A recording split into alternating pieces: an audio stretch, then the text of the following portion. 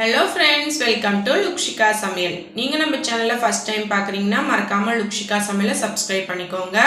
வீடியோவை ஸ்கிப் பண்ணாம பாருங்க. இன்னைக்கு நம்ம வீடியோல முட்டை தொக்கு எப்படி செய்யறதுன்னு பார்க்கலாம். ரொம்ப ஈஸியா இருக்குங்க செய்யிறதுக்கு. அதே சமயம் ரொம்ப டேஸ்டாவும் இருக்கும்.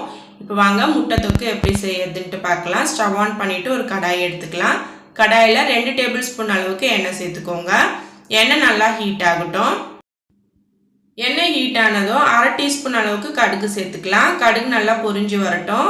இப்போ 1/4 டீஸ்பூன் அளவுக்கு சோம்பு சேர்த்துக்கலாம். கூடவே ஒரு சின்ன துண்டு பட்டை சேர்த்துக்கலாம். ஒரு கிராம்பு சேர்த்துக்கலாம். இது எல்லாமே நல்லா பொரிஞ்சு வரட்டும். நல்லா பொரிஞ்ச பிறகு இப்போ இதில் நம்ம பூண்டு சேர்த்துக்கலாம். 10 பல்லு பூண்டை தோல் எடுத்து நல்லா பொடிசாக கட் பண்ணி வச்சுருக்கேன். அதை சேர்த்துக்கலாம். சேர்த்துட்டு ஒரு வாட்டி நல்லா கலந்து விடுங்க.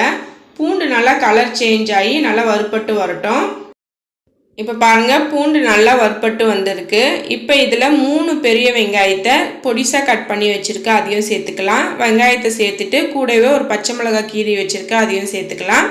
கொஞ்சமாக கருவேப்பிலை சேர்த்துக்கலாம். எல்லாத்தையும் சேர்த்துட்டு நல்லா கலந்து விடுங்க.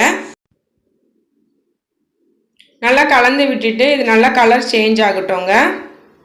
இப்போ பாருங்கள், நல்லா கலர் சேஞ்ச் ஆகி நல்லா வதங்கி வந்திருக்கு.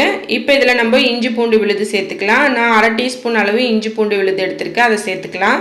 இஞ்சி பூண்டு விழுது சேர்த்துட்டு நல்லா கலந்து விடுங்க. இஞ்சி பூண்டு நல்லா வதங்கி அந்த பச்சை ஸ்மெல்லாம் போகட்டும். இப்போ பாருங்கள், இஞ்சி பூண்டு விழுதோட பச்சை ஸ்மெல்லும் போயிடுச்சு. நல்லா வதங்கியும் வந்திருக்கு. ஒரு வாட்டி நல்லா கலந்து கொடுத்துருங்க. இப்போ இதில் 3 பெரிய சைஸ் தக்காளி பொடிசாக கட் பண்ணி வச்சுருக்கேன். அதையும் சேர்த்துக்கலாம். தக்காளி நல்லா பழுத்த தக்காளியாக எடுத்துக்கோங்க. தக்காளி சேர்த்துட்டு தக்காளி வதங்கிறதுக்கு நம்ம தேவையான அளவு உப்பும் சேர்த்துக்கலாம். எல்லாத்தையும் சேர்த்துட்டு நல்லா கலந்து விடுங்க. தக்காளி நல்லா வதங்கி வரட்டும். இப்போ பாருங்கள், தக்காளி நல்லா வதங்கி வந்திருக்கு. ஒரு வாட்டி நல்லா கலந்து விட்டுடலாம். இப்போ இதில் 1/4 டீஸ்பூன் அளவு மஞ்சள்தூள் சேர்த்துக்கலாம். 3 டேபிள் ஸ்பூன் அளவுக்கு குழம்பு மிளகாய் தூள் சேர்த்துக்கலாம். சேர்த்துட்டு ஒரு வாட்டி நல்லா கலந்து விட்டுருங்க. கலந்து விட்டுட்டு இப்போ இதில் நம்ம தேவையான அளவு தண்ணி சேர்க்கணும். நான் 2 கிளாஸ் அளவு தண்ணி சேர்க்குறேங்க. உங்களுக்கு எந்த அளவுக்கு திக்னஸ் வேணுமோ அந்த அளவுக்கு தண்ணி சேர்த்துக்கோங்க.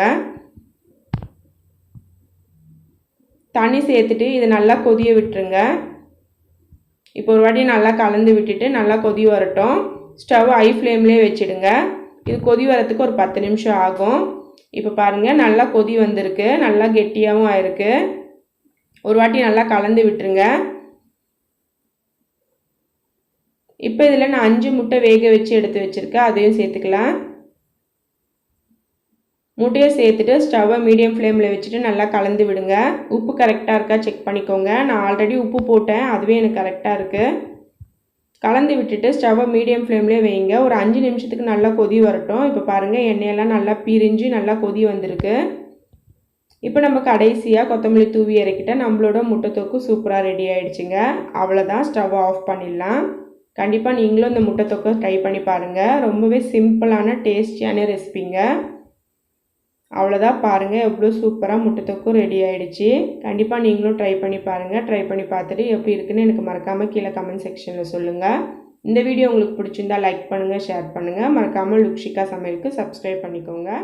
தேங்க்யூ. தேங்க்ஸ் ஃபார் வாட்சிங்.